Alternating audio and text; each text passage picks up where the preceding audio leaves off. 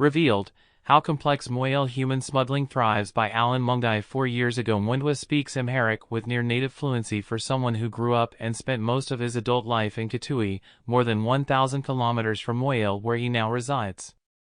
Yet, his mastery of Amharic has set him apart as the man that hundreds of Ethiopian and Eritrean migrants with aspirations of migrating to South Africa seek when they need a fixer to help them move across Kenya. Mwendwa, who does not want his full name disclosed for his security, passes himself as a hawker in Moyale town, but is an agent for a smuggling ring that helps Ethiopian and Eritrean migrants enter Kenya illegally.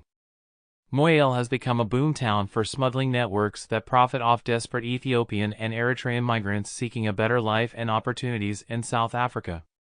Porous borders. It is here that the hundreds of migrants from Ethiopia start a fraught and desperate overland journey of about 6,000 kilometers to South Africa.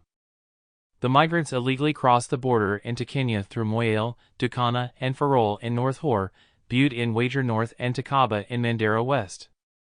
Smuggling cartels facilitate their passage. Porous borders and inadequate, poor and weak enforcement of immigration laws due to corrupt state officers are the major drivers of migrant smuggling and human trafficking, a Sunday Standard investigation has found. The allure of South Africa is fed by the relatively lax rules in dealing with asylum seekers and refugees. Once in South Africa, the migrants register as refugees and can get jobs almost immediately.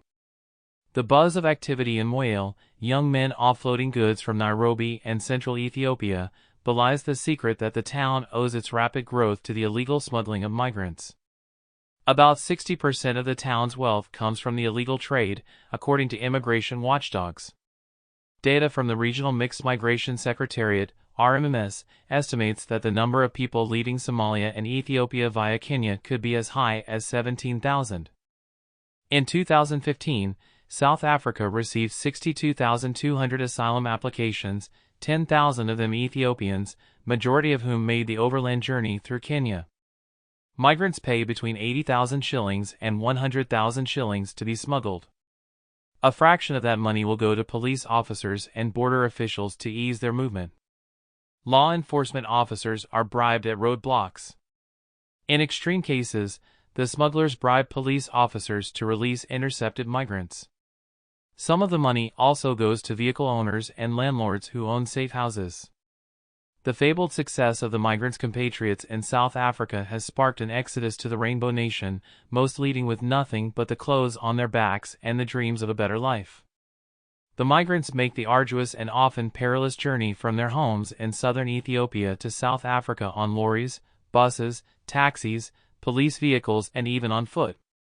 Typically, brokers like Kivoy connect them with smugglers who arrange the logistics, procure guides, assist with bribing officials, and organize safe houses in transit towns.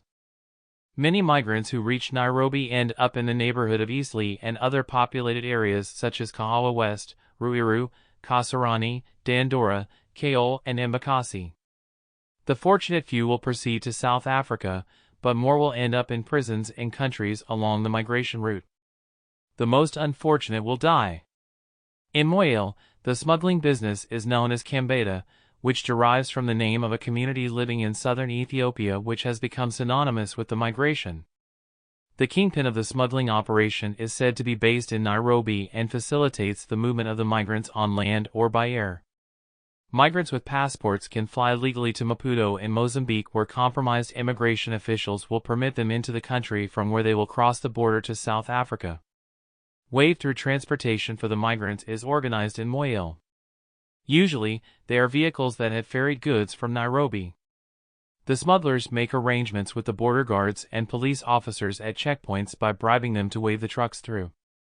In other instances, a reconnaissance vehicle drives ahead to help smugglers avoid being caught. They adapt their behavior according to the police, and unless tipped off by the public, police checks rarely find the trucks smuggling people. Brokers told Sunday Standard the journey from the border to Isiolo is the toughest due to the heavy police presence. The main route for smuggling Ethiopians is through Moyale Marsabit Isiolo Highway, but the corridor is especially difficult due to the notoriety of the Isiolo roadblock, said one agent. The alternative and safer bet is the Moyale Wager route through Bosnia. The others include the Bosnia-Arbijan to Murti, Murti Kamarchers Post and Murti go to Muchuadi. However, the smugglers are always ready to change routes depending on how they are policed.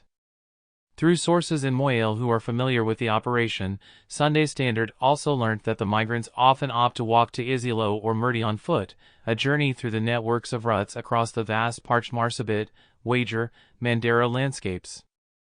From Iloilo or Murti, they then board a vehicle to Nairobi.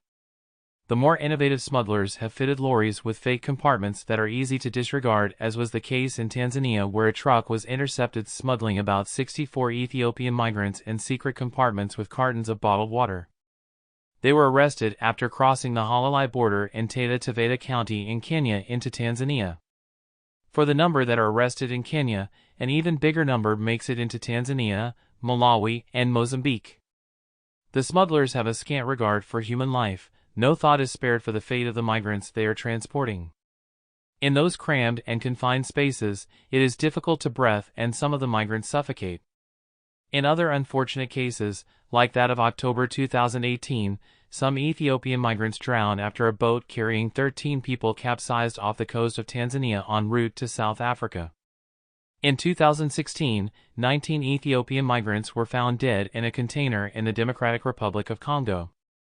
They were on their way south. 4 years earlier, Tanzanian authorities found some 43 others dead and dumped in the bush. The truck that was ferrying them was found nearby. A smuggler told Sunday Standard that sometimes they are forced to keep the migrants in Moyale for months as they arrange for their movement. The business thrives on numbers, which enable the smugglers to spread the risk. I have a girl now, but I cannot just move one person and she does not understand English. She will stay here in Moyale for a few weeks until I get other people who want to move. Hopefully, she will have learned English by then, a smuggler said. Kenya is the primary transit point to South Africa. But in a number of cases, it is just a temporary destination while smugglers organize for transportation. According to agencies monitoring migration patterns, Nairobi is at the center of the trade since it is in the city that most smugglers obtain forged travel documents. For the migrants who have uprooted their lives in the hope of a better life down south, the risks involved are immense yet rewarding since there is nothing to turn back to. But the illusion is challenged by the constant reports of Ethiopian nationals getting arrested while being smuggled across the country. In recent years, Ethiopia has launched public service campaigns to encourage its residents using illegal means to leave the country in search for better opportunities in Europe, Middle East, and South Africa to stay. But as long as the avenues for corruption remain open, the migration will persist.